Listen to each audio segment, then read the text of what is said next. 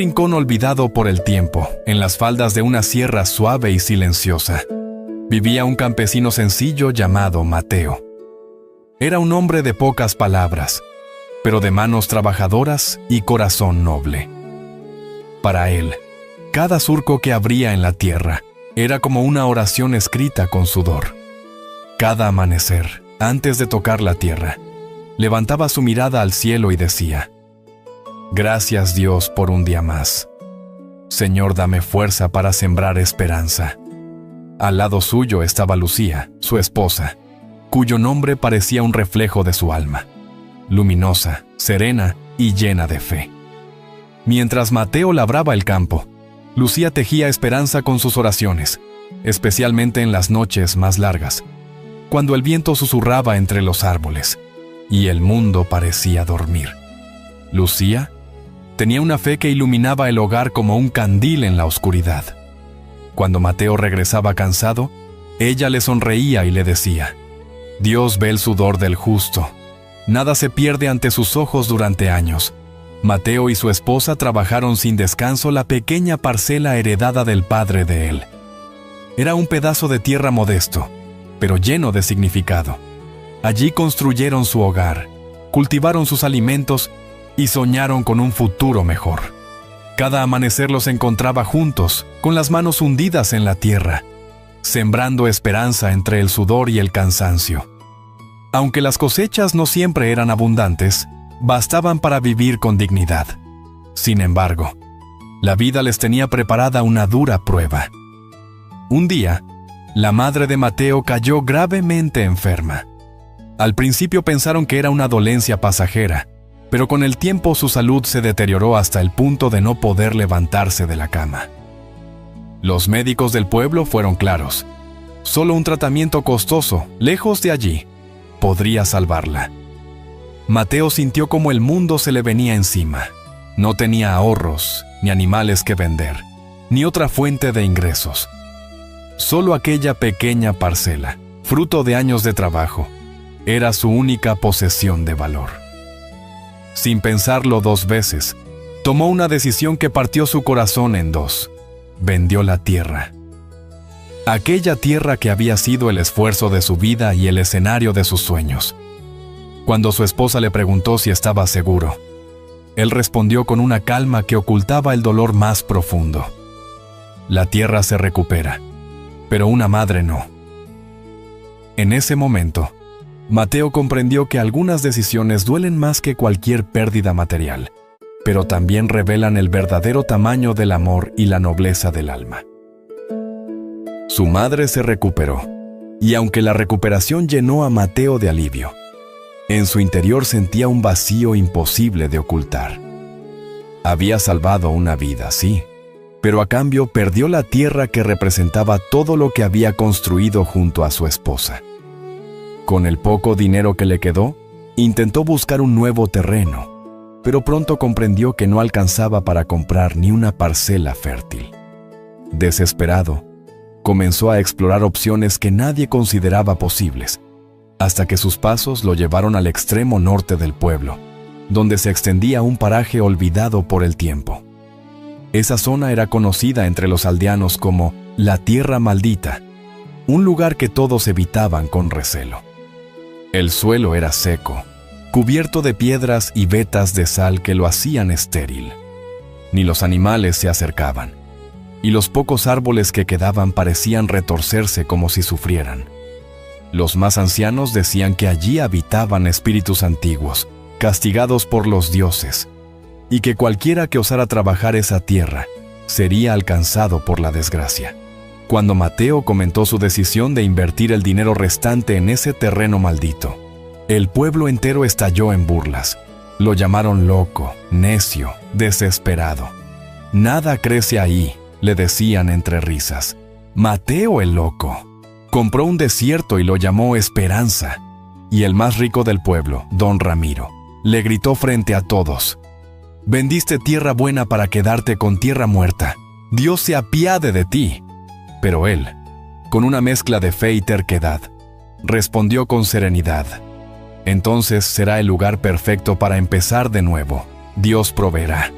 Y así, Mientras los demás lo señalaban con incredulidad, Mateo caminó hacia ese pedazo de tierra maldita, dispuesto a desafiar el destino con sus propias manos.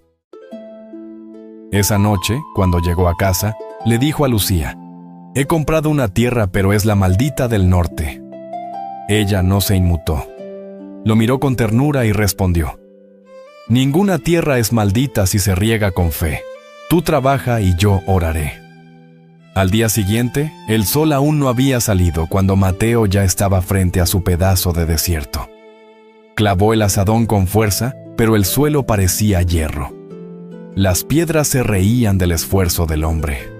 Sus manos sangraban, el sudor le caía por la frente y, a veces, sentía que el silencio del lugar lo devoraba. Sin embargo, cada golpe iba acompañado de una oración muda. «No me abandones, Señor. Que mi esfuerzo sea semilla, aunque no vea el fruto». Los días se convirtieron en semanas, y el rumor del pueblo se volvió una burla constante. Cada tarde, cuando el sol descendía tras los montes y el aire se llenaba del polvo del camino, don Ramiro y otros campesinos pasaban frente a la parcela donde Mateo cavaba en silencio. Se detenían a observarlo, apoyados en sus azadones, con sonrisas irónicas y palabras afiladas. «¿Ya floreció el milagro, Mateo?», gritaba don Ramiro entre carcajadas. «Cuéntanos cuándo broten las espinas de oro para venir todos a recogerlas». Las risas resonaban entre las piedras, pero Mateo no levantaba la mirada. Continuaba removiendo la tierra dura con sus manos ásperas, con la paciencia de quien conversa con el suelo mismo. Cuando el bullicio se calmaba, levantaba la vista y respondía con serenidad, sin rencor ni enojo: «No busco oro, don Ramiro. Yo solo quiero ver si esta tierra, como el hombre, puede volver a tener vida después del abandono, y si aún, en medio de la maldición, renace la bendición del cielo». Los hombres se miraban entre sí, sin saber si reír o callar, y terminaban alejándose con comentarios entre dientes. Pero Mateo no se inmutaba. Cada día regresaba al mismo lugar, alzando plegarias silenciosas mientras sembraba las pocas semillas que había podido conseguir. Regaba con lo poco de agua que lograba llevar en cántaros desde el arroyo distante, y aunque el terreno seguía duro, él sentía que algo más profundo estaba ocurriendo, que la tierra lo observaba, que lo probaba, que quería ver hasta dónde llegaba su fe.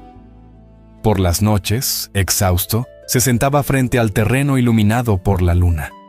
A veces sus manos temblaban, pero su corazón permanecía firme. Sabía que la fe no siempre se mide por los resultados visibles, sino por la perseverancia en medio del desierto. Mientras tanto, Lucía en la casa libraba su propia batalla en silencio. Cada noche, cuando el viento soplaba entre las rendijas y la luna se asomaba por la ventana, ella extendía su vieja manta de oración sobre el suelo. Aquella manta, desgastada por los años y por las lágrimas, se arrodillaba sobre ella con las manos temblorosas y el corazón encendido de fe, y susurraba entre sollozos: «Oh Dios Todopoderoso, tú que haces brotar vida del polvo, haz que el esfuerzo de mi esposo no sea en vano. Dale a su cansancio un propósito, y a nuestra fe una respuesta. No dejes que el corazón de un hombre justo se marchite en la espera». Sus palabras se perdían en el silencio de la noche, pero parecía que el cielo mismo las escuchaba. Las lágrimas caían sobre la manta como semillas invisibles, como si Lucía estuviera sembrando esperanza en un terreno mucho más profundo que la tierra, el alma. Una de esas noches, Mateo regresó antes de lo habitual. Sus manos estaban agrietadas, su ropa empapada en sudor y polvo. Al llegar, vio a Lucía de rodillas, orando en voz baja, con una fe tan pura que lo conmovió hasta los huesos. Se quedó observándola sin hacer ruido, sintiendo que aquella mujer era más fuerte que cualquier tierra fértil o estéril. Entonces se acercó, se arrodilló a su lado, y con la voz quebrada se unió a su oración. «Señor», dijo Mateo con los ojos cerrados, «tú sabes que mis manos no temen al trabajo, pero el corazón a veces se cansa. Si es tu voluntad que esta tierra siga seca, que sea. Pero si aún hay vida escondida bajo esta sal, muéstranos el camino para encontrarla. Y si no es en la tierra, que florezca al menos dentro de nosotros. Lucía tomó su mano con fuerza, y por un instante, ambos guardaron silencio. No había respuestas, ni señales, ni milagros visibles. Pero en ese momento sintieron una paz profunda, como si una voz invisible les dijera que su fe no estaba siendo ignorada. Pasaron los meses, y el sol seguía cayendo implacable sobre aquella extensión de tierra muerta. No brotó ni una hoja, ni un tallo, ni una señal mínima de esperanza. Día tras día, Mateo veía cómo sus manos se volvían más duras y su espíritu más frágil. Cada amanecer era una lucha entre la fe y el cansancio, entre la voz de su corazón y los murmullos del pueblo que aún se burlaban a lo lejos. Una noche, al regresar del campo, sus pasos eran lentos, su mirada vacía. Se dejó caer en la puerta de la casa con el rostro cubierto de polvo y los ojos apagados. Lucía, al verlo así, sintió un nudo en el alma. Él la miró con un cansancio que no era solo físico, sino del alma. Ese cansancio que llega cuando uno da todo y aún así no ve fruto. Lucía, murmuró con la voz quebrada, nos ha vencido esta tierra. He trabajado cada día. He rogado al cielo, he dado todo lo que soy, pero nada florece. Tal vez todos tenían razón, esta tierra está maldita. Por un instante, el silencio llenó la habitación. Lucía se acercó despacio, con esa calma que solo tienen las mujeres que aman de verdad. Se arrodilló frente a él y sin decir palabra, puso su mano sobre su pecho, justo donde el corazón latía débilmente. Mateo, susurró con ternura y firmeza. Nadie es vencido mientras cree. Tú sembraste con tus manos, sí, pero el fruto de esa siembra no depende de la tierra, sino del cielo. Mateo la miró, y en sus ojos encontró algo que ni la tierra dura había podido marchitar. Fe.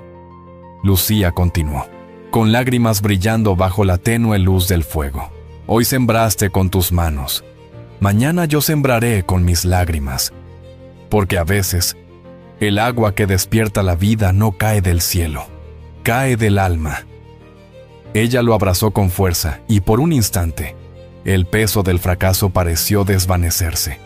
Mateo sintió que, aunque la tierra siguiera seca, salada y dura como el hierro, algo estaba germinando dentro de ellos. Una esperanza silenciosa, profunda, invisible, pero viva. Esa noche, Lucía no durmió. Oró hasta el amanecer. En medio del silencio tuvo un sueño. Un anciano con un bastón de luz le dijo: «Dile a Mateo que golpee la roca que tiene forma de toro en el centro del campo. Allí duerme el alivio». A la mañana, al despertar, Lucía le contó lo sucedido. Mateo dudó, pero al ver la fe de su esposa, tomó su azadón y fue.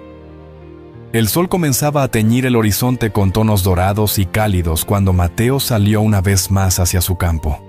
El aire era seco, pero esa mañana había algo distinto, una quietud extraña, como si la tierra esperara algo. Caminó lentamente hasta el centro del terreno, donde una gran roca se alzaba, inmóvil e imponente.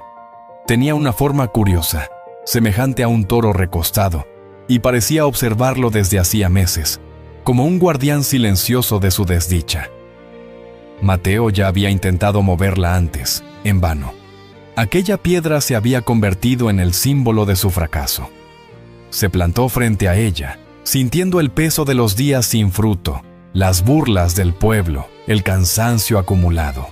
Cerró los ojos y con el alma desgarrada, murmuró para sí mismo: «Esta es mi última oportunidad. En el nombre de Dios Todopoderoso, golpeo esta roca». Tomó el azadón con ambas manos, respiró hondo y con todas las fuerzas que le quedaban.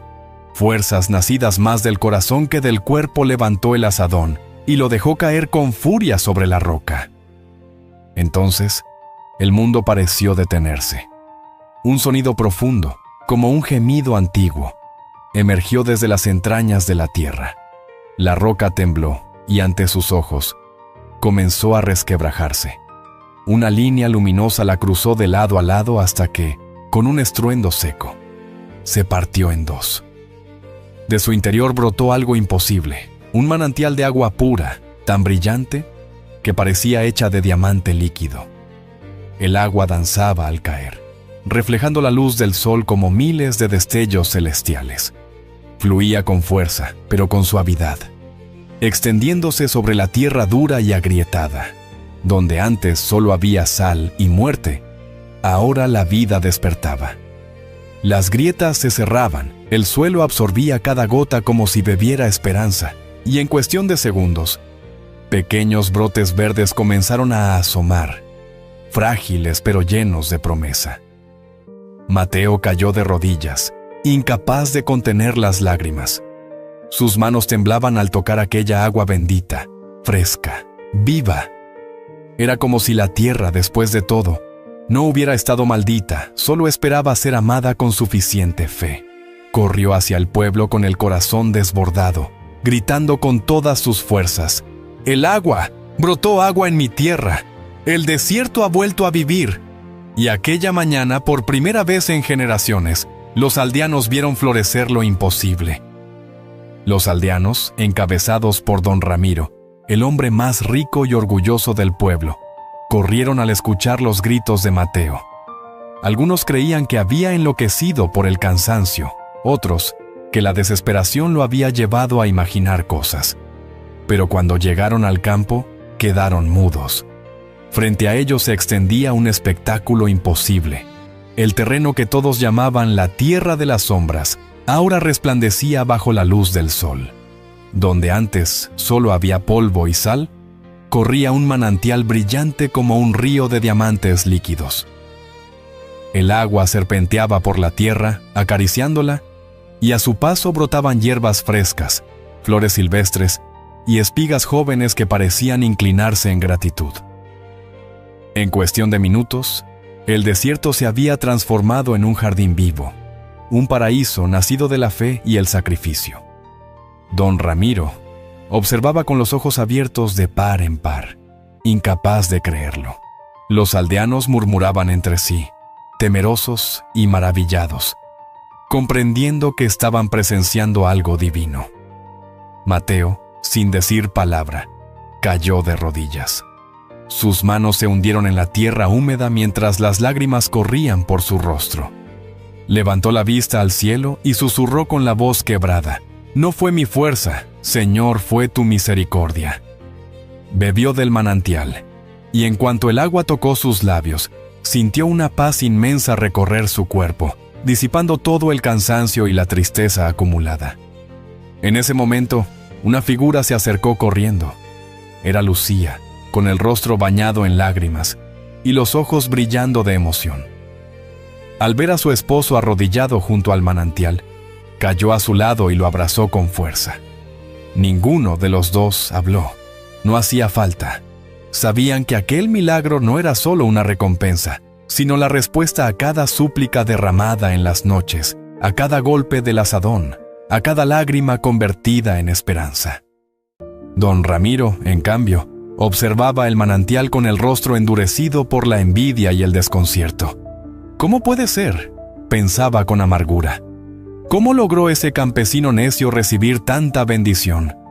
¿Cómo una tierra muerta puede dar origen a semejante milagro?». Su corazón, dominado por la codicia, comenzó a envenenarse. «No es justo», se dijo entre dientes.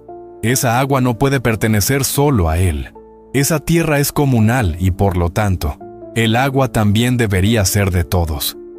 Al día siguiente, don Ramiro reunió a varios hombres del pueblo y les dijo con voz firme: «Mateo se ha adueñado de un manantial bendito que debería ser de todos. No es justo que solo él disfrute de esa agua mientras nuestros campos se secan. Debemos tomar una parte para regar nuestras tierras». Juntos, fueron a buscar a Mateo y le pidieron permiso para construir canales que llevaran el agua hasta sus cultivos. Mateo, de corazón noble y generoso, no dudó en responder: Esta es una bendición de Dios. Y las bendiciones no se guardan. Tomen lo que necesiten. Los aldeanos construyeron los canales, y el agua cristalina comenzó a fluir hacia sus terrenos. Sin embargo, algo misterioso sucedió. En cuanto el agua cruzaba los límites de la tierra de Mateo, perdía su resplandor y se volvía común. Regaba la tierra, sí, pero sin vida ni fuerza. Lo que antes era milagro, fuera de aquel lugar, se transformaba en simple agua. Mientras tanto, la tierra de Mateo seguía transformándose día tras día. Parecía que la verdadera bendición no estaba ni en el agua ni en el suelo, sino en él mismo. Sus campos comenzaron a florecer de una manera que nadie podía explicar. El trigo crecía alto y dorado, con espigas llenas y pesadas, y los árboles frutales se cubrían de frutos tan dulces que bastaba probar uno para creer en los milagros. Su terreno se volvió un pequeño paraíso en medio de la sequía, y pronto llegaron personas de pueblos lejanos solo para presenciar con sus propios ojos cómo Dios podía convertir la escasez en abundancia. Mientras tanto, los demás campos del pueblo seguían áridos. El agua que salía del manantial de Mateo apenas mantenía las plantas con vida, pero no traía el mismo poder ni el mismo fruto. Don Ramiro, el campesino más acaudalado del pueblo, observaba con rabia contenida la prosperidad de Mateo. No lograba comprender cómo aquel hombre humilde había conseguido tal bendición. Su mente, llena de orgullo y codicia, se negaba a aceptar que el secreto estuviera en la fe de Mateo o en las oraciones constantes de Lucía. «Pamplinas», se decía con desprecio. «El poder debe estar en la tierra. Si tomo un poco de ese suelo bendito, mis campos darán el mismo fruto». Una noche sin luna, guiado por la envidia, Don Ramiro llevó a sus peones al terreno de Mateo. Cavaron en la parte más fértil y robaron varios sacos de aquella tierra oscura y viva. Luego la esparcieron en sus propios cultivos, soñando con despertar al amanecer y ver brotar espigas doradas. Al día siguiente, Mateo llegó a su campo y encontró un gran hueco donde antes florecía su cosecha. No se lamentó por la tierra robada, sino por la ceguera del corazón de quien había cometido tal acto. Levantó su mirada al cielo y murmuró con serenidad: «Dios es suficiente para mí, y Él protege a los suyos. Que ilumine y sane los corazones dominados por la envidia».